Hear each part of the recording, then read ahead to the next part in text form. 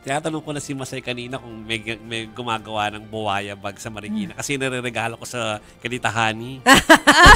Kay Barbie sa Pasko. Hoy, sa galing ng mga taga Marikina paggawa ng bag. Ayan, nakikita mo kaya ba? nila. Oh, Ay, ayan pala yung itsura.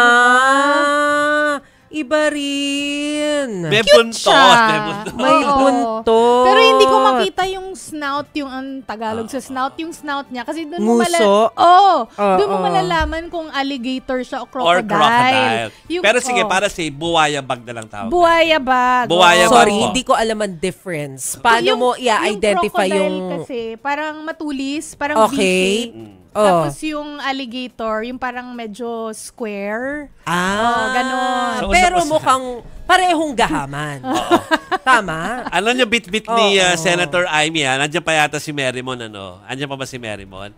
Basta si Merrimon, nasaksiyan siguro niya. Pero nag-meeting kasi kanina yung the new minority. Ay, Uy, okay. Ay, doon ko, Parang nagulat na minority na sila, ganun ba? yung Nabaliktad. 9, Nabaliktad. yung 9 new minority, doon ko una nakita para sabi ko, ano may hawak na bag ni Tapos nagtatawanan Senator sila. Amy. So, anyway, bakit ba hindi ko alam kung ma-explain ni Merrimon kung na-ambush nila si Senadora Amy kung ba.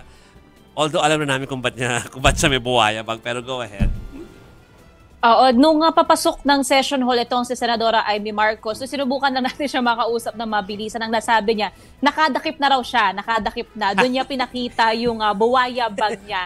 And binati rin ito kanina ni Majority Leader Mig Zubiri na ngayon lang daw siya nakakita ng unique na baga dito sa Senado. Though wala pang pagpapaliwanag na sabi ang Senadora tungkol dito. Bukod lang sa remark niya na nakadakip na raw siya ng buwaya. Isa lang nadakip niya, parang ang dami. Ang daming pwede, no? Mahirap yun, no? Mahirap. yung pinapakitang picture, pagka pinuntahan nyo yung mga Facebook page sa mga senador, may isang picture na tawa ng tawa si Senator Marcoleta kasi talagang inumang sa kanya ni Senator Amy yung buwaya bag. Oh. Yan. So, ayan po ang new minority, ha? Chiki. So, i-correct natin, na nandun dyan si Alan Senator Peter Cayetano. Kaya hindi ko maano kahapon. Bakit nandun siya? 9 dapat kasama pero, talaga siya sa minority. Merrimon, sino na ang minority leader?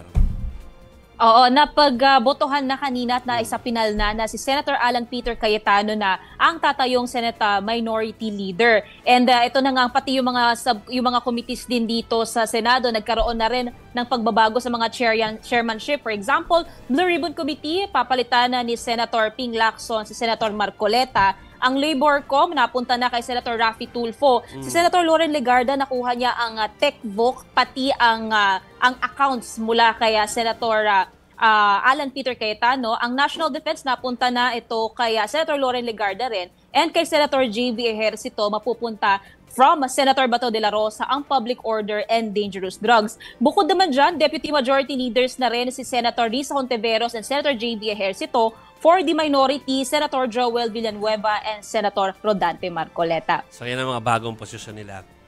I'm sure marami pang i-anunsyo ng mga iba pang ibang committee in the coming days, pero mga major na announce naman na nila, So yan po yan.